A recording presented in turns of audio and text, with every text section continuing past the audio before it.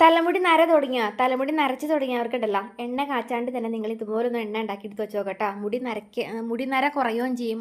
അകാല നര മാറാനൊക്കെ ആയിട്ട് നല്ലതാണ്. മുടിക്ക് കറുപ്പും കിട്ടും കേട്ടോ. ഇതുണ്ടല്ലോ, മൈലാഞ്ചിയുടെ ഇലയും പൂവും കൂടി നല്ല വേനൽ ടൈമല്ലേ ഇപ്പം.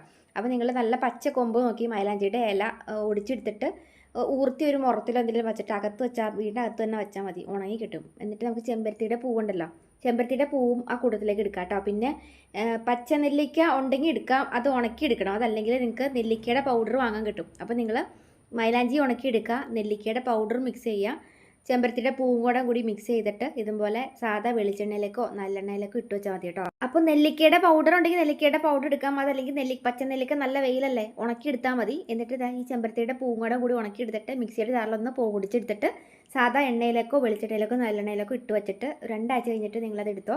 ഈ എണ്ണയുടെ കളറ് മാറി നല്ല ചുമന്ന കളറുള്ള എണ്ണയായിട്ട് വരും. ഇത് തേച്ചാൽ മതി, അകാലനര മാറുകയും ചെയ്യും, മുടി കൊഴിച്ചിലും മാറും, മുടി വളരാനൊക്കെ ഏറ്റവും ബെസ്റ്റാണ്.